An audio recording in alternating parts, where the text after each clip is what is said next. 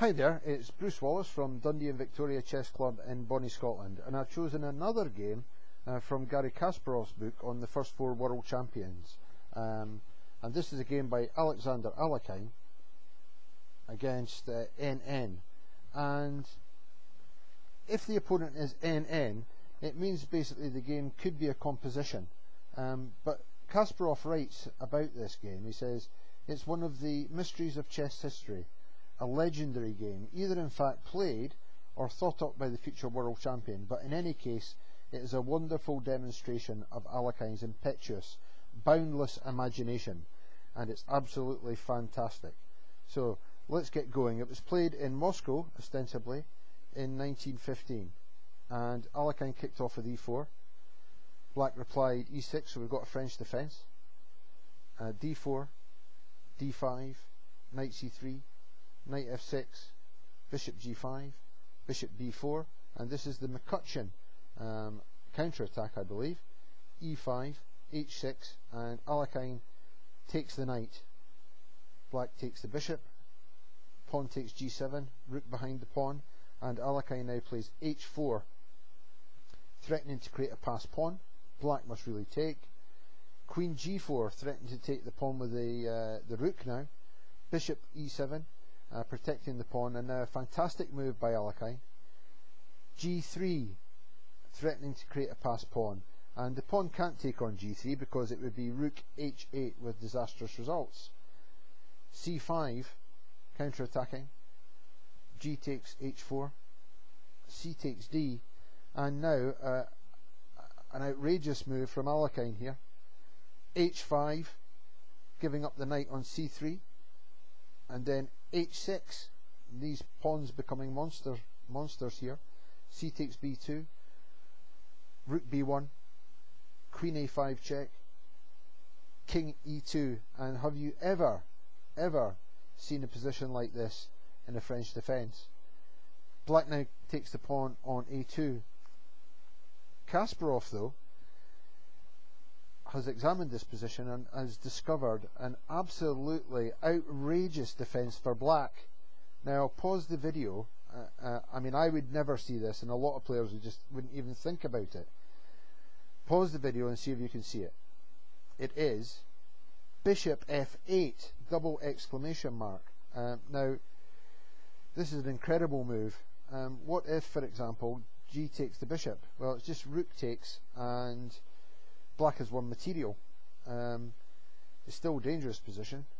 However, if we go back to bishop f8, what about h7? Rook takes g7, queen d4, rook takes, giving up the exchange. Rook takes, queen takes a2, rook takes b2, queen a6 check, king e1, queen a1 check, king e2, knight d7, knight f3, and b6. And Kasparov comments that basically black is 3 pawns for the exchange with a solid position and is massively ahead. However, this move wasn't seen, and black takes the pawn on a2. h7, queen takes b1, h takes g8, queen.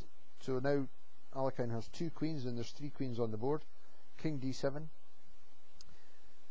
queen takes f7, queen takes c2 check, king f3, and now a tremendous defensive move from black here. He plays knight c6, incredibly cool defense here, because the queen now takes the e-pawn with check, king goes to c7, queen f4 check, king b6, queen e to e3 check, bishop c5, and now g8 queen, and Alekhine has 3 queens on the board. 4 queens on the board in total, but now b1 queen, and there are 5 queens on the board. And in this position, what does Alekhine play? And it looks like a winning move. Have a think about it. Pause the video. It is rook h6, an intermezzo which pins the knight, allowing the queen to come to d8 and its mate, because the bishop on f1 is stopping the king's escape square to a6. and the black king is stuck in a mating net.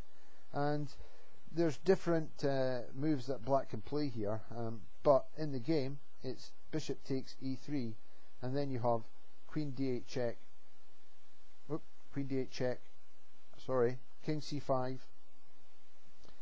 queen check, king here, queen check, knight, and mate, and that's the way the game finished. However, we go back to the position after rook h6.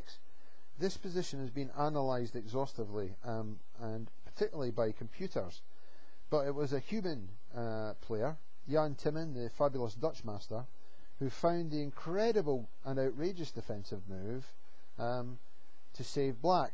Can you see it? The move is bishop g4, which in fact does appear to create complications which may save black. So the line is queen takes g4, and then bishop takes queen, and then queen b4 check, and this is Timman's line. Queen takes b4, queen takes b4, king c7, queen d6 check, and this now ends in a perpetual check or threefold repetition, and it's a draw. So an amazing line found by Timman. But Kasparov has found what he thinks is a refutation. After the outrageous bishop g4 check, with the line of queen takes g4, bishop takes e3, white doesn't have to play queen b4 check. If we go back after bishop takes e3, he can actually play the move queen takes bishop check, and now queen c5 and queen g4, and according to Kasparov, white is still ahead here, and according to Schroeder, and he has in fact a considerable advantage. So even now, after all these years, it's still unclear if there is an outright win for white in this position, even though he is still ahead. So an amazing game there. I hope you enjoyed it. Alekhine was one of my first favourite players, and I think I'll have a follow-up video of one of his games.